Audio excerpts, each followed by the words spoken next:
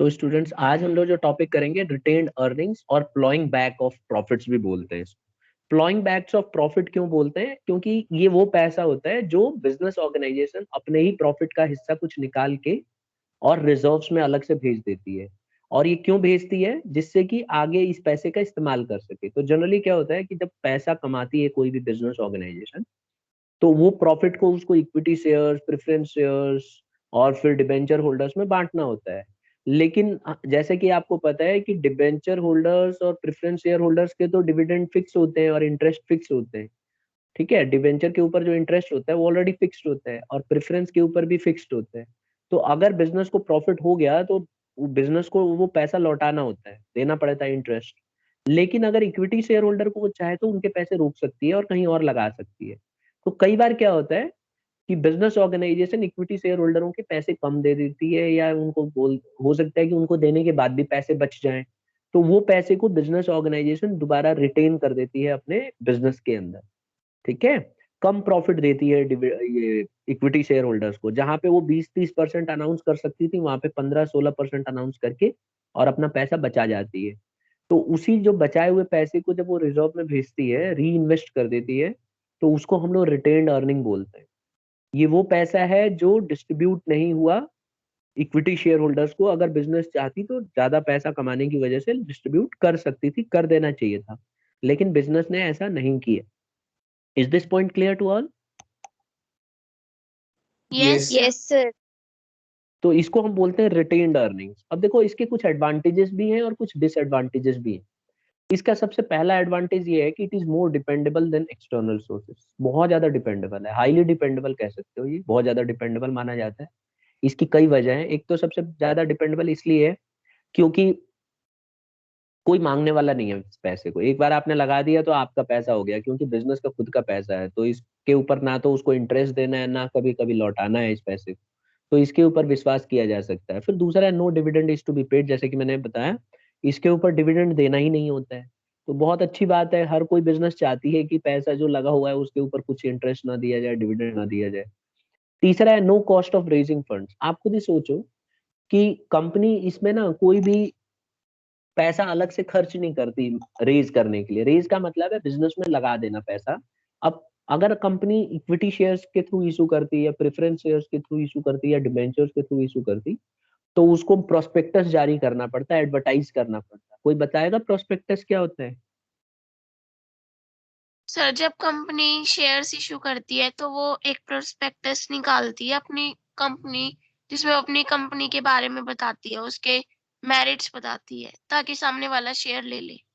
ठीक है, तो सीधा बोल सकते हैं कि prospectus is a document where company introduces itself to general public and invite general public for issuing of shares. Okay, तो जनरल पब्लिक को एक तरह से अट्रैक्ट करने के लिए होता है कि भाई आइए, पैसा लगाइए, हमारी कंपनी बहुत अच्छी है, अपनी कंपनी की तारीफ करते हैं उसमें।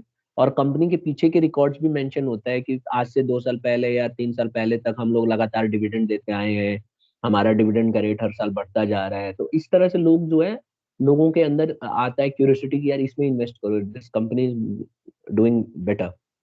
तो ये काम है। तो इस पे खर्च बहुत लगता है, lot of money is invested because what company have to do is they have to prepare this prospectus. For that they have to find people। तो बैंक वालों से बात करते हैं। पता है आपको, जनरली बैंक वाले ही प्रोस्पेक्टस बनाते हैं। तो वो लोग फ्री में तो बनाएंगे नहीं, पैसे चार्ज करते हैं। और फिर ऊपर से आपको सेबी की गाइडलाइंस है, आपको सेबी को भेजना, ये वो दुनिया भर का खर्चा है। तो ये खर्चा भी बच जाता है। एक और पॉइंट आता है, no sharing of ownership and control. आपको पता है कि इक्विटी शेयर्स में ओनरशिप को शेयर करते हैं equity share holders, because when company raises money with the help of equity shares, तो equity share have the right to vote. Okay, and therefore by having that right they can reject all the board of directors, or they will be selecting some other board of directors. So there are very typical conditions। बहुत दिक्कत आती है, complicated हो जाता है। कई बार decision ले नहीं पाते board of directors because they are very fear regarding any decision.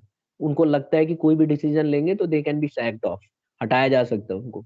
तो वो एक डर उनके अंदर बना रहता है। तो यहाँ पे कंट्रोल पूरा उनके पास नहीं रहता है।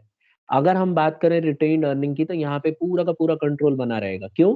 क्योंकि इसमें कोई इक्विटी शेयर थोड़ी ना होंगे, ये तो आपका खुद का पैसा है, बिजनेस ने अपना ही पैसा लगा दिया है। तो nobody is going to overlook that activity या nobody is going to interfere in that. तो ये एक अच्छी बात है. फिर एक आता है नो सिक्योरिटी इज नीडेड. जब आप रिटेन अर्निंग लेते हो तो सिक्योरिटी की जरूरत ही नहीं है, क्योंकि ये तो प्रॉफिट में से ही लगाया हुआ हिस्सा है, तो आपको गिरवी नहीं रखना पड़ता कोई है. And the last but not the least, it makes companies financially strong. See the retain earning, if company raises money with the help of retained earnings, it will be financially strong because it is not supposed to give dividend to shareholders, and there is no mortgage also, कोई उधार गिरवी नहीं रखा है, तो इसीलिए financially पैसा इसके पास मजबूती रहेगी कंपनी के. किसी को पूछना है इतने में स्टूडेंट्स? आगे बढ़ूं? यस सर कुछ नहीं पूछना है किसी को भी? देखो इसके कुछ नुकसान भी हैं. पहला नुकसान, इट में रिजल्ट इन ओवर कैपिटलाइजेशन. बहुत ज्यादा खतरा ये है कि कई कंपनियां क्या करती हैं कि रिटेन अर्निंग ज्यादा रहने की वजह से ओवर कैपिटलाइज कर देती हैं. जो सामान मान लो 5 लाख की एसेट खरीदनी थी, तो हो सकता है कंपनी 7 लाख की खरीद ले, क्योंकि उसको ये लगता है देना तो है नहीं पैसा, ही तो लगा दो, पैसा देखी जाएगी. और इस चक्कर में कई बार क्या होता है, कुछ ज्यादा ही पैसा कंपनी लगा देती है. तो ये एक डर बना रहता है. अक्सर देखा गया है कि जब कंपनी रिटेन अर्निंग करती है तो ओवर कैपिटलाइजेशन की सिचुएशन आती है. The company when the company is suppose to invest say 10 lakh, what happens is it tends to invest more than that. 11 lakh कर देगी, 12 लाख कर लेगी. तो ये एक सिचुएशन आ जाती है. दूसरा है, इट में create dissatisfaction among the share holders. मान लो आप लोग शेयर होल्डर्स हो, मान लो हम सब शेयर होल्डर्स हैं, हम एक्सपेक्ट कर रहे हैं कंपनी से कि कंपनी इस बार बहुत अच्छा प्रॉफिट कमाएगी. हमने दिन रात एक किया है, हमने पूरा साथ दिया है कंपनी का, और डिफिकल्ट सिचुएशन में आज बारी आ गई है हमें ज्यादा प्रॉफिट मिलने की. ठीक है, कंपनी ने huge amount of profit earn कर लिया, लेकिन कंपनी क्या कह रही है कि नहीं रुक जाओ 1 मिनट, हम इतना डिविडेंड नहीं देंगे आपको, हम 12% दे देते हैं, बाकी का पैसा हम लोग बिजनेस में दोबारा लगाने वाले. तो क्या आप लोग इस बात से खुश होंगे?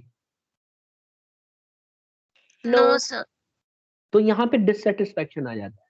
तो अगर कोई कंपनी ज्यादा रिटेन अर्निंग करने लगती है, तो जो इक्विटी शेयर होल्डर्स होते हैं उनको लगता है कि ये this money belongs to us and the company is not distributing among us, hence it is using this money into the business again and again. Therefore what is the reason of taking risk at difficult times? कहते हैं कि भाई जब दिक्कत थी तब तो हमने पूरा साथ दिया, आज अच्छा हुआ है तब भी हमें पैसा नहीं मिल रहा है, तो वो डिससेटिस्फाई हो जाता है. एक और पॉइंट है, not dependable in the year of इनएडिक्वेट profit. आपको लगता है कि रिटेन अर्निंग हर समय कामयाब होगा? मान के चलो कि किसी सब कई बार बुरा वक्त भी आता है, कंपनी प्रॉफिट नहीं कमाती, तो क्या उस समय कंपनी के पास रिटेन अर्निंग आ पाएगा? नो सर, नो नहीं सर.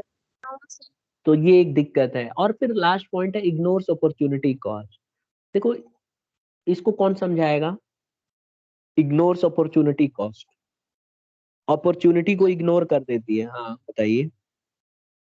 सर अगर अगर कंपनी रिटेन अर्निंग नहीं रखती तो वो दे सकती थी अपने इक्विटी शेयर होल्डर्स को उनका डिविडेंड अच्छे अमाउंट पे, लेकिन उसने ये अपॉर्चुनिटी कॉस्ट मिस कर दी, तो हो सकता है कि मार्केट में उसका अच्छा मैसेज ना जाए.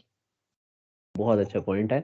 देखो कई बार ना कंपनी के पास कुछ अच्छी अपॉर्चुनिटीज आती हैं, जैसे कि ज्यादा प्रॉफिट होना. तो when the company earns lot of profit, there is a opportunity where company can distribute those profits among equity shareholders, and by doing so it will give a good message to all the people or all the equity shareholders or other equity shareholders of different companies that look, when we earn we distribute among our shareholders.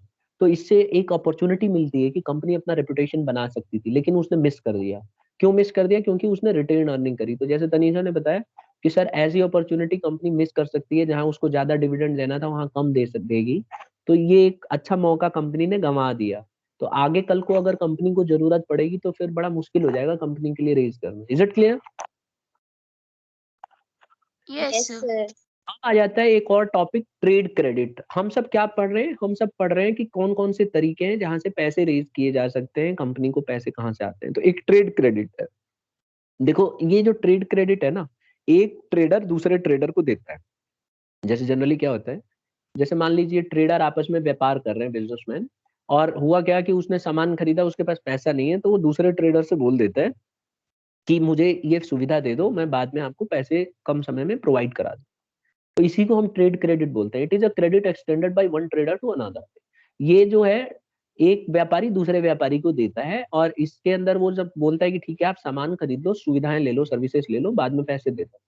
And when creditor grant such facility they are in fact financing purchases for a short period. और जब जो लेनदार है वो जब पैसा लेता है, सुविधाएं लेता है, तो उसके बदले उसको पैसा बाद में पे करना पड़ता है कम समय के अंदर। अब इसके कुछ फायदे हैं और कुछ नुकसान भी हैं।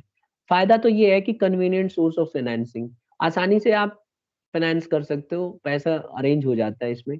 रेडिली अवेलेबल, दोनों आपस में बात करके आसानी से अवेलेबल करा सकते हैं। इसके लिए कुछ आपको अलग से यूं कहें तो प्रोस्पेक्टस वगैरह जारी नहीं करना पड़ता, मैं किसी को बताना नहीं पड़ता, आप आसानी से दो पार्टी आपस में कर सकती है। फिर है इंक्रीज सेल्स। इससे सबसे बड़ा फायदा क्या होगा कि सेल्स बढ़ जाए। जैसे दो ट्रेडर हैं, एक ट्रेडर अगर उधारी देने लगेगा, बोलेगा ठीक है आप बाद में जब सामान बेच लेना तब मुझे पे कर देना, तो इससे उसका भी सेल बढ़ेगा। तो ये सेल को बढ़ाने में भी मदद करता है। और चौथा है helps in maintaining higher inventory level. Stock इसमें ज्यादा आप बढ़ा सकते हो, खरीद सकते हो। जैसे हर एक बिजनेस चाहती है कि उसके पास स्टॉक पर्याप्त मात्रा में हो, तो ऐसे में ट्रेड क्रेडिट मदद करता है हायर इन्वेंट्री लेवल को बनाए रखने में। और लास्ट पॉइंट है no charge on assets. Assets के ऊपर कोई भी चार्ज नहीं होता, मतलब गिरवी नहीं रखना पड़ता एसेट्स को। ठीक है, क्योंकि जब आप इन्वेंट्री जब ट्रेड क्रेडिट लेते हैं ना एक व्यापारी से दूसरे व्यापारी पे, तो इसमें कोई गिरवी नहीं रखते, बस एक भरोसे के ऊपर ये लिया जाता है। मेरिट सबको समझ में आ गया बेटा? Yes sir. अब हम बात करते हैं लिमिटेशंस की। देखो इसके कुछ नुकसान भी तो हैं। पहला नुकसान ये है कि ओवर ट्रेडिंग होने का डर है। सेम वही, भाई आपको फ्री फंड में मिलेगा तो कई बार क्या होता है कि बल्क में खरीदने लग जाते हैं। अच्छा, दूसरी बात, कंडीशन भी लगा देते हैं सेलर कि भाई ज्यादा खरीदोगे तभी मैं ट्रेड क्रेडिट दूंगा, क्योंकि उसको भी तो अपना कमाना है। तो वो चाहता है कि ज्यादा से ज्यादा सेल हो जाए, और खरीदने वाले की मजबूरी कह लो कि वो भी खरीदने लगता है ज्यादा। जितना उसको चाहिए उससे ज्यादा उसकी मजबूरी में खरीदना पड़ता है, तभी उसको उधार वो एक्सेप्ट करेगा। तो इससे ओवर ट्रेडिंग होने का डर है। दूसरा है limited funds can only be generated. ऐसा नहीं है कि ट्रेड क्रेडिट में आप दुनिया भर का पैसा इकट्ठा कर लोगे, नहीं, बहुत ही लिमिटेड फंड्स ही इकट्ठे हो पाते हैं। और तीसरा पॉइंट है हायर कॉस्ट। इसमें प्राइजेस जो है थोड़ा हायर हायर चार्ज होते हैं, तो हायर प्राइस चार्ज होती है। Am I clear to everybody? Yes sir. Yes sir. एक और आता है बेटा फैक्टरिंग। फैक्टरिंग क्या होता है? तो देखो फैक्टरिंग एक ऐसी ऑर्गेनाइजेशन है जो सर्विसेज प्रोवाइड करती है, स्पेशलाइजेशन होता है उसका। वो कहती है कि मैं पैसे इकट्ठे करके दूंगी, टेंशन मत।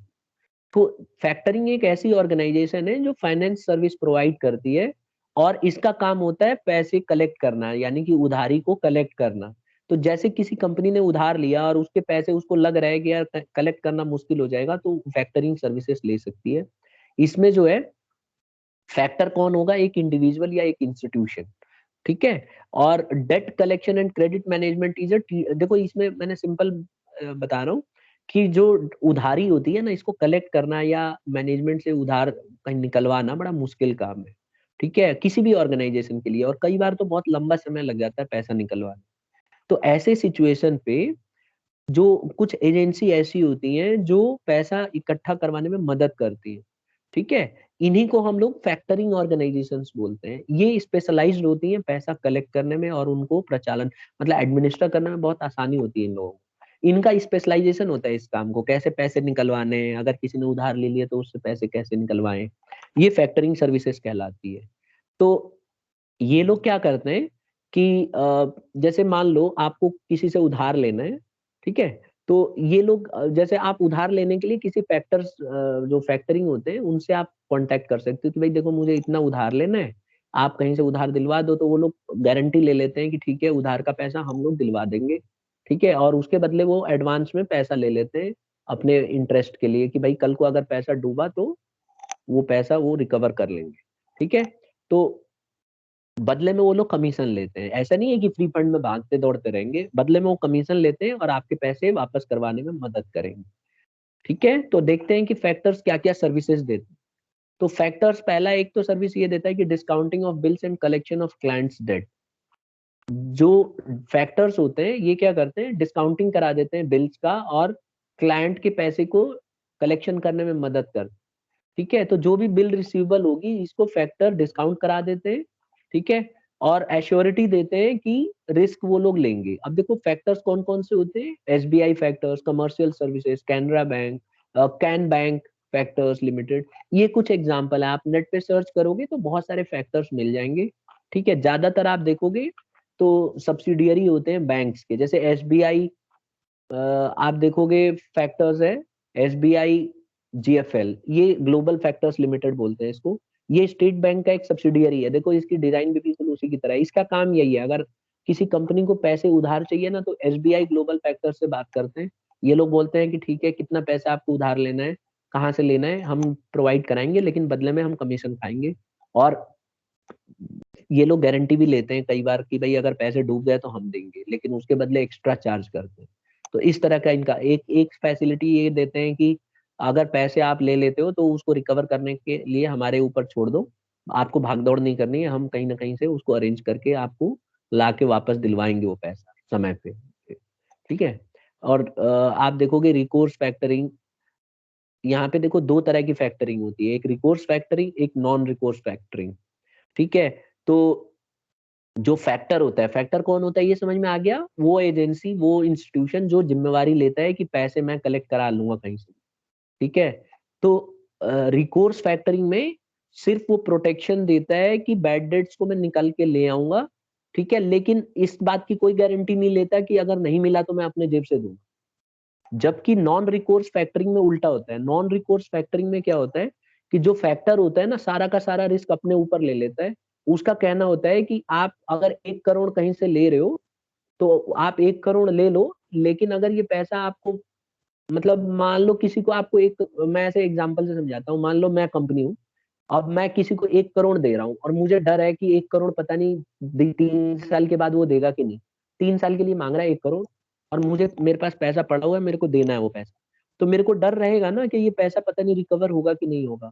तो मैं ऐसे में नॉन रिकोर्स फैक्टरिंग ले सकता हूँ, जिसमें मुझे फैक्टर गारंटी देगा कि अगर 3 साल के बाद आपके पैसे पूरे नहीं आ पाए तो हम अपनी जेब से देंगे।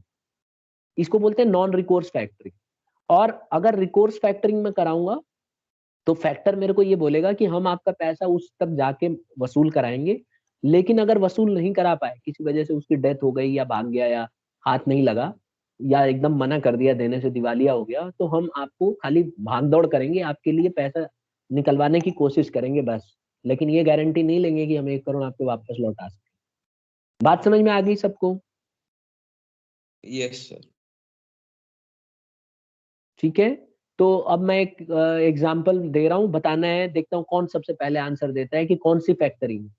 आंसर या तो रिकोर्स फैक्टरिंग होगा या नॉन कोर्स फैक्टरिंग होगा। पूछूं? Yes sir. यस। ठीक है, ध्यान से सुनना।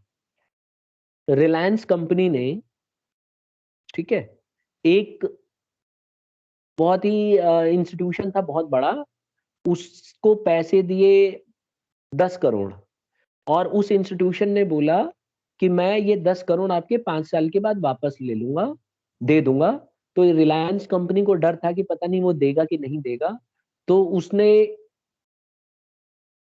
एक फैक्टर से बात किया और फैक्टर से बोला कि आप कमीशन ले लो 10,000 और ये पैसे मेरे वापस करवाने की जिम्मेवारी आपकी। तो फैक्टर ने बोला कि ठीक है, ये पैसा हम ले लेते हैं, कमीशन के तौर पे एडवांस देना पड़ता है। एडवांस कमीशन आपने उनको 10,000 दे दिया और उन्होंने बोला कि हम 5 साल के बाद जब आपका ड्यू हो जाएगा तो उस इंस्टीट्यूशन से हम आपको पैसे दिलवाने में मदद करें। अब बताइए ये रिकोर्स फैक्टरिंग है कि नॉन रिकोर्स फैक्टरिंग? रिकोर्स पे। रिकॉर्ड। कोई बच्चा नहीं है नॉन रिकोर्स फैक्टरिंग वाला? No sir. क्योंकि उसने ये बोला है कि हम मदद करेंगे आपकी पैसा लौटवाने में, हम लोग आपके बदले कलेक्ट करके लाएंगे, लेकिन उसने ये कभी नहीं बोला कि नहीं ला पाने पे हम लोग अलग से आप अपनी जेब से देंगे। तो जब, अगर वो फैक्टर ये बोलता या हमने उसको कमीशन इस बात के लिए दिया होता है कि अगर वो 5 करोड़ हमारे रिकवर नहीं हुए तो तू देगा, तो ऐसे में वो नॉन रिकोर्स फैक्टरिंग बन जाए। ठीक है, अब आ गया समझ में? Yes sir. अब देखो फैक्टर एक तो सर्विस देता है, ये बिल को डिस्काउंट करा देता है और कलेक्शन करता है क्लाइंट से। दूसरा क्या करता है, प्रोवाइड करता है इन्फॉर्मेशन। फैक्टर की एक और अच्छी बात क्या होती है कि बहुत सारी इन्फॉर्मेशन ना, काम की इन्फॉर्मेशन देता रहता है। जैसे फॉर्म को बता देगा, जैसे फॉर्म मान लो रिलायंस कंपनी किसी को दे रही है 5 करोड़, तो उसको बता देगा अरे इसको मत देना, ये पहले ही भगोड़ा हो चुका है, 2-3 कंपनी का पैसा और पहले भी लिया था आज से 4 साल पहले, और आज तक पैसे नहीं लौटाए, इसको बिल्कुल मत देना। तो इस तरह की क्रेडिट इंफॉर्मेशन जो होती है, अच्छी इंफॉर्मेशन, वो कंपनियों को तुरंत ये लोग बता देते हैं, क्योंकि इनका दिन भर का यही काम होता है, तो ये सबकी खबर रखते हैं। बात क्लियर हो गई सबको? यस लोगों का काम यही होता है, छानबीन करना है कि जिसको उधार दिया जा रहा है क्या वो भरोसे के लायक है। उसके पीछे का ट्रैक रिकॉर्ड देखा जाता है कि आज तक जो भी उसने उधार लिया है क्या उसको समय पे इसने लौटाया है। कहीं ऐसा तो नहीं कि पीछे दिवालिया हो रखा हो या इसकी बुरी हालत हो। तो ऐसे सिचुएशन पे ये लोग फैक्टर्स जो है तुरंत बता देते हैं कंपनियों को। ठीक है, अब इसके हम बात करेंगे कुछ एडवांटेजेस की। एक तो ये है कि cheaper funds than other means. अगर हम फैक्टरिंग की मदद से पैसा रेज करते हैं तो ये चीपर सोर्स होता है, सस्ता पड़ता है। फिर है instant cash flow enables the client to settle his liability in time. तुरंत पैसा मिल जाता है इससे। अगर मतलब मान लो किसी को पैसे की जरूरत है तो फैक्टरिंग का इस्तेमाल करके पैसे रेज कर सकता है, और तुरंत हाथों हाथ उसको पैसे मिल जाते हैं, बहुत जल्दी मिल जाता है as compare to equity preference and all. और तीसरा, it provide security for debt. इसके अंदर उधार के बदले ना सिक्योरिटी भी दी जाती है, तो इसीलिए ये थोड़ा सेफ भी मान सकते हो। बहुत सेफ नहीं है लेकिन है। और नो चार्ज ऑन एसेट्स, गिरवी नहीं रखना पड़ता। और ये सिक्योरिटी फॉर डेट समझ में आ गया। फैक्टर सिक्योरिटी देता है, बोलता है कि अगर ये पैसे नहीं रिकवर करा पाया तो मैं अपनी जिम्मेवारी लेता हूँ, मैं प्रोवाइड कराऊंगा। तो इसलिए यहाँ सिक्योरिटी वाली बात कही गई है। और फिर है no charge on assets, assets के ऊपर कोई गिरवी नहीं रखना पड़ता। और लास्ट है the client can concentrate on core areas. अब फैक्टरिंग की सर्विसेज लेने का सबसे बड़ा फायदा क्या है कि आपको टेंशन नहीं लेनी है। आपने एक बार डिसीजन ले लिया, अब आप अपने कोर एक्टिविटी पे ध्यान दो, जो आप बिजनेस कर रहे हो उस पे फोकस करो, और बाकी का काम फैक्टर को छोड़ सकते हो। क्लियर है सबको यहाँ तक? यस ठीक है, अब देखो लिमिटेशन की बात करते हैं। तो फैक्टरिंग का सबसे पहला लिमिटेशन है एक्सपेंसिव, बहुत महंगा पड़ता है। ठीक है, क्योंकि इसमें देखो एक्चुअली क्या है, स्मॉल अमाउंट ही लेते हैं, बहुत बड़ा अमाउंट तो कोई देगा नहीं फैक्टरिंग में। तो इसीलिए उस हिसाब से देखा जाए तो कम अमाउंट पे भी ज्यादा पैसा देना पड़ सकता है। और जो फैक्टर्स होते हैं ना, एडवांस में इंटरेस्ट चार्ज करते हैं, जैसे कि मैंने शुरू में ही बताया। जब आप फैक्टर से बात करोगे तो फैक्टर एडवांस में ही अपना पैसा ले लेता है, जो उसका कमीशन होता है वो। ठीक है, जैसे एग्जांपल के तौर पे किसी को 5 करोड़ चाहिए, और आपने बोला है कि 1 लाख रुपए मैं कमीशन दूंगा फैक्टर को। तो 1 लाख रुपए आपको 5 करोड़ 1 लाख रुपए देने पड़ेंगे, तब जाके वो फैक्टर उसको 5 करोड़ दिलवाएगा। ठीक है, और फैक्टर के थ्रू ही पैसा जाएगा, जिससे कि फैक्टर रेस्पॉन्सिबल रहे।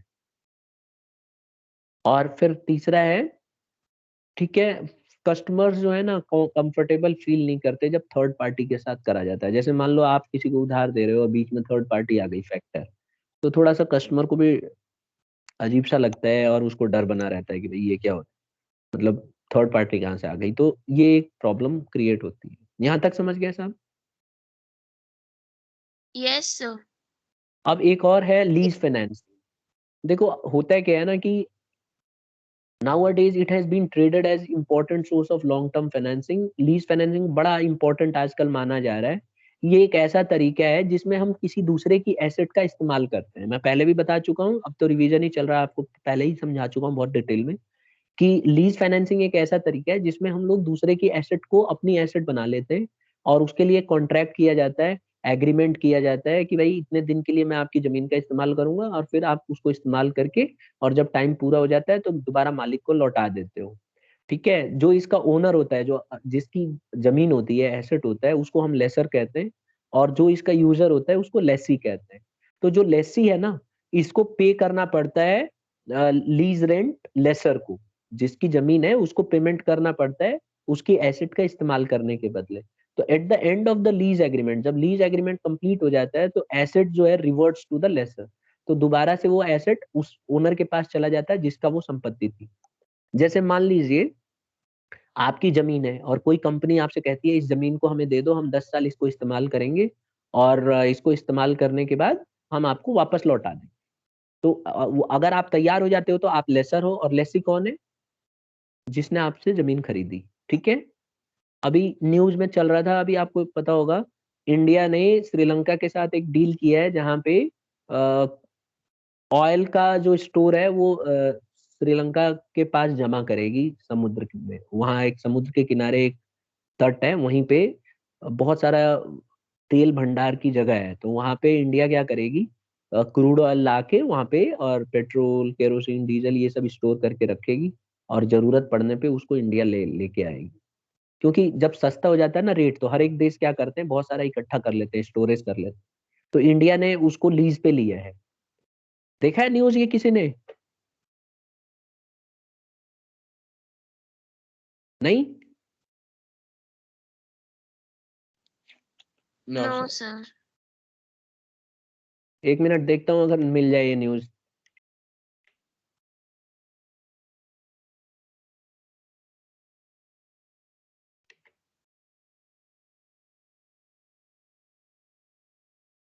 पचास साल के लिए लिया है इंडिया ने। ठीक है, ये देखो 3 जनवरी का न्यूज है। ये देखिए, ये देखिए, developing of train Comali oil tank forms.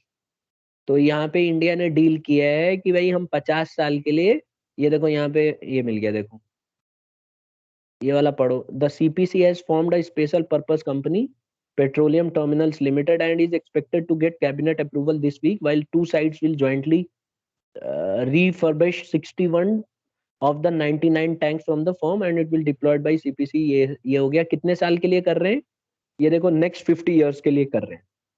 ठीक है, तो ये एग्रीमेंट इंडिया ने कर लिया। अब क्या करेंगे, इसके जो जहाँ पे स्टोर करने की जगह है ना, वहां इसको यूज करेंगे ये लोग। ठीक है, और यूज करने के बाद उसको 50 साल जब पूरा हो जाएगा तो वापस लौटा दें।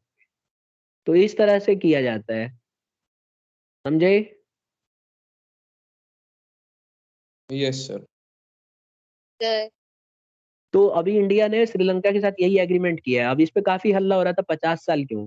भाई आप देखो, लीज जो है 99 ईयर्स से ज्यादा नहीं ले सकते, तो 99 ईयर इंडिया ने नहीं लिया, बड़ी चालाकी से 50 साल लिया है। तो मुझे सही लगा ये तरीका। 50 साल में एक सबसे बड़ा फायदा क्या है कि देखो आगे चल के क्या पता पेट्रोल का कितना इस्तेमाल हो। मुझे तो नहीं लगता कि इतना ज्यादा होगा जब तक इलेक्ट्रिक कार आ चुकी होंगी। तो इंडिया ने बड़ी चालाकी से उसको सिर्फ 50 साल के लिए लिया है। ठीक है, और इस बात पे चाइना बहुत नाराज है कि हमें नहीं मिला, लेकिन इंडिया ने खरीद लिया वो। अब इंडिया उसका मालिक हो चुका है और वहां पे पूरा स्टोर करके इकट्ठा करके रखेगा, और जैसे जैसे जरूरत होगी इंडिया में उसको यूज होगा। तो जब भी रेट सस्ते होंगे इंडिया खरीद के वहां पे स्टोर कर ले। अब कोरोना काल में पेट्रोल के रेट सस्ते हो गए थे, तो इंडिया के पास इतना स्टोरेज ही नहीं था। अमेरिका में, इधर उधर दूसरे देशों में इकट्ठा तो किया, लेकिन ज्यादा जगह ना होने की वजह से नहीं कर पाया। तो ऐसा बहुत जरूरी है कि आपके पास स्टोरेज हो इस तरह का। यहाँ तक आ गया सबको समझ में? Yes, sir. Yes sir.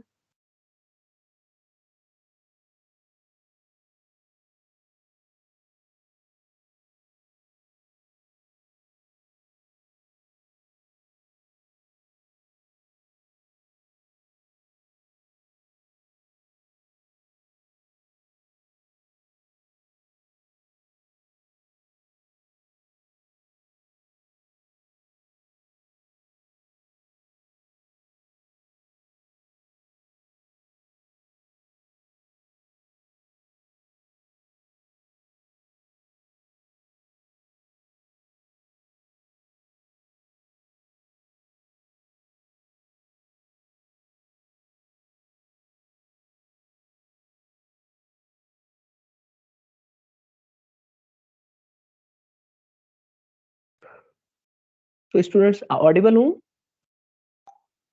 Yes, sir. Yes sir. ठीक है, तो ये तो हो गया लीज फाइनेंसिंग का। ठीक है ना, अब इसके एडवांटेजेस क्या हैं देखिए। एक तो ये है कि it enables the lessee to acquire the assets with very little investment. Lessee को मदद मिलती है कि कम पैसा लगा के अच्छा खासा इन्वेस्टमेंट हो जाता है उसका। ठीक है, और फिर दूसरा है लिमिटेड फॉर्मेलिटीज ओनली। ये लिमिटेड फॉर्मेलिटीज ही होती हैं इसमें। लिमिटेड फॉर्मेलिटीज मतलब आप लंबे समय के लिए तो ले नहीं सकते, एक लिमिटेड टाइम पीरियड होता है, उतना ही समय आप यूज कर सकते हो। और ये जो है ना, लीज रेंट जो होता है ये चार्ज अगेंस्ट प्रॉफिट होता है। मतलब अगर आपको प्रॉफिट हो या ना हो, इससे कोई मैटर नहीं करता, आपको ये पैसा देना ही पड़ेगा। ठीक है, तो इट डजेंट, इससे कोई फर्क नहीं पड़ता कि आपको बिजनेस में प्रॉफिट हो रहा है या लॉस हो रहा है। अगर आपने लीज फाइनेंसिंग कर ली तो आपको हर हालत में रेंट देना ही पड़ेगा, चाहे आपके बिजनेस को उससे फायदा हो या ना हो, इससे कोई फर्क नहीं पड़ता। जैसे इंडिया ने क्या किया है, श्रीलंका के साथ एग्रीमेंट कर लिया, जैसे अभी मैंने थोड़ी देर पहले आपको बताया। तो अब इंडिया चाहे उसमें तेल स्टोर करके रखे या ना रखे, इससे कोई फर्क नहीं पड़ता, इंडिया को इतना पैसा देना ही पड़ेगा। Is it clear to all student? Yes, sir. Yes sir. तो ये एक हाँ इसके साथ, हाँ सर, जैसे कि कोई पार्टी है, वो दूसरे वाले से उसकी एसेट ले ले एक पर्टिकुलर वर्क के लिए, लेकिन फिर वो उसे उस पर्टिकुलर वर्क के लिए यूज नहीं कर रही, कुछ और काम के लिए यूज कर रही है, तो जो जिसके लिए वो लिया था उसने वर्क, तो उसके अगेंस्ट क्या उसे कुछ पैसे देने पड़ेंगे कि देखो, उसने जब वो कॉन्ट्रैक्ट, हाँ बिल्कुल, जब कॉन्ट्रैक्ट होता है लीज फाइनेंसिंग, तो उसमें पूरा कॉन्ट्रैक्ट में लिखना पड़ता है कि हम स्पेसिफिक इस काम के लिए ही इस्तेमाल करेंगे। ऐसा नहीं है कि आप किसी और काम के लिए लेके और कोई और काम यूज करने लगो। तो लीज फाइनेंसिंग लेते समय ये चीज का ध्यान रखना होता है। अब जैसे इंडिया ने उसके लिए बोला है कि हम यहाँ पे क्रूड ऑयल इकट्ठा करेंगे, तो ऐसा नहीं है कि वहां पे अपनी जाके आर्मी को रखने लगे, ट्रेनिंग ग्राउंड बना दें, ऐसा नहीं कर सकते, क्योंकि फिर तो कंट्री उसको मिसयूज करने लगेगी। ठीक है ना? तो जिस काम के लिए आपने रखे है उसी काम को आप यूज कर सकते हो। अगर आप अलग से करते हो तो कॉन्ट्रैक्ट में आपको पहले लिखवाना पड़ेगा। अगर उससे हटके आप काम करने लगोगे तो जो उसका लेसर है, ओनर है, उसके पास ये राइट है कि आपको वो हटा सकता है। ठीक है? Yes sir. और यहाँ पे क्या है कि it provides finance without sharing the ownership. ये क्या करती है, ओनरशिप इसमें ना, मालिकाना हक आपका छीनेगा नहीं, आप ही के पास रहेगा। तो ये एक इसका सबसे बड़ा फायदा है। और एक और है, the risk of obsolescence on the shoulders of the owner. Owner के ऊपर है कि वो चीज ऑब्सोलिट हो, बेकार हो। अब जैसे एग्जांपल के तौर पे इंडिया ने क्या चालाकी करी है, इंडिया ने वो तेल का जो पूरा भंडार है वो ले लिया है 50 साल के लिए। अब आपको भी पता है आने वाले टाइम में उसकी जरूरत पड़ेगी नहीं, सही बताऊं आपको तो। क्योंकि अब देखो सारी कंट्री जो है तेल से शिफ्ट हो रही है। सबको पता है कि तेल सस्ते में आता है, लेकिन ये जो अरेबियन कंट्री है उल्लू बना रही है लोगों को। जो अब सऊदी अरेबिया और ये यूएई और ये लोग क्या करते हैं, आपको पता ही है, तेल तो वहां पे पानी से भी सस्ता है। पानी की बोतल महंगी है और तेल सस्ता है वहां पे, लेकिन हमें किस रेट पे देते हैं, बहुत ज्यादा महंगे रेट पे देते हैं। ठीक है, और कौन सा उसके लिए वो कमा रहे हैं, वो तो बस गॉड गिफ्ट मान लो, नीचे जमीन से निकल गया तेल, तो अपने आप को एकदम दूसरों को नौकर बना के रखते हैं, लेकिन नोट मेहनत तो कुछ नहीं करते। क्या? नोट छाप रहे हैं। बिल्कुल। तो इनकी अब नोट बंद हो जाएगी ना। अब क्या हो रहा है, इलेक्ट्रॉनिक की तरफ शिफ्ट कर रही है कंपनियां ज्यादातर। अब देखो कार मैन्युफैक्चरर जो है इलेक्ट्रॉनिक कार बनाएंगे। गवर्नमेंट भी चाहती है कि इलेक्ट्रॉनिक वाली आए, क्योंकि गवर्नमेंट का हमारे कंट्री का बहुत पैसा खर्च हो जाता है बिना मतलब तेल के ऊपर। आप ये देख लो, हमारे जितना भी पैसा है बहुत सारा हिस्सा तो हमारा तेल में ही खर्च हो जाता है। तो अगर इमेजिन करो, अगर ये नहीं खर्च होता तो हम अपने पैसा यहाँ कंट्री में लगाते। तो इसीलिए आने वाले 50-60 साल बाद मुझे नहीं लगता, अब आप देखना 10 से 15 साल में ही कई परसेंटेज जो रिक्वायरमेंट है वो कम हो जाएगी। तो उससे क्या होगा, ऑब्सोलिसेंस आ जाएगी। तो वहां पे इंडिया 50 साल के बाद वो वापस श्रीलंका को दे देगी, भैया तुम लोग करो इकट्ठा, हमें नहीं चाहिए अब जगह। तो इससे आपको भी फायदा है। तो ये ऑब्सोलिसेंस रद्द होने का उससे कोई फर्क नहीं पड़ता है। लीज फाइनेंसिंग का सबसे बड़ा फायदा यही है। ठीक है? और इसके कुछ लिमिटेशंस हैं, जैसे कि आप एसेट का यूज रेस्ट्रिक्टेड होता है। जैसे अभी पूछा था ना तनीषा ने कि सर क्या दूसरे काम में भी यूज कर सकते हैं, तो आंसर है नहीं कर सकते, रेस्ट्रिक्शंस होते हैं इसमें। आप सिर्फ एक पर्टिकुलर काम के लिए यूज कर सकते हो। और नॉर्मल बिजनेस ऑपरेशंस अफेक्ट हो सकते हैं। जैसे मान लो आपने 40-50 साल के लिए लिया, अब इंडिया को और आगे लगता है कि यार और चाहिए, जरूरत पड़ रही है, तो इंडिया उसको रिन्यू कराएगी। तो जरूरी नहीं है कि वो सामने वाला आदमी रिन्यू करने के लिए तैयार हो सकता है श्रीलंका मना कर दे। तो ये एक खतरा बना रहता है। और अगर आप मैच्योरिटी से पहले, अब मान लो कि कोई नई टेक्नोलॉजी आ जाए और अचानक पता चले तेल की बिल्कुल जरूरत नहीं है, घर में यहीं पे मैन्युफैक्चर हो सकता है, तो इंडिया ने तो 50 साल के लिए एग्रीमेंट ले लिया। तो अब इंडिया को 50 साल तक इंटरेस्ट, वो जो जो भी इसका रेंट एग्रीमेंट हुआ है, करोड़ों रुपए आपको देते रहना पड़ेगा, चाहे आप उसका इस्तेमाल करो या ना करो। तो ये एक सबसे बड़ा लिमिटेशन है इसमें। और लेसी में not take much care of the asset. अब इसमें एक और नुकसान ये है कि जैसे इंडिया ज्यादा केयर नहीं करेगी उस जगह की, खराब हो रहा है भंडार होने दो, हमें तो बस 50 साल तक का हिसाब रखना है। तो थोड़ा सा एसेट की मतलब देख रेख भी थोड़ा खराब हो जाती है। क्लियर है? Yes sir. ठीक है, तो आज इतना ही करते हैं यस स्टूडेंट। अगली क्लास में हम लोग पब्लिक डिपॉजिट्स और इससे आगे वाले टॉपिक्स हम लोग डिस्कस करेंगे। ठीक है? Yes sir.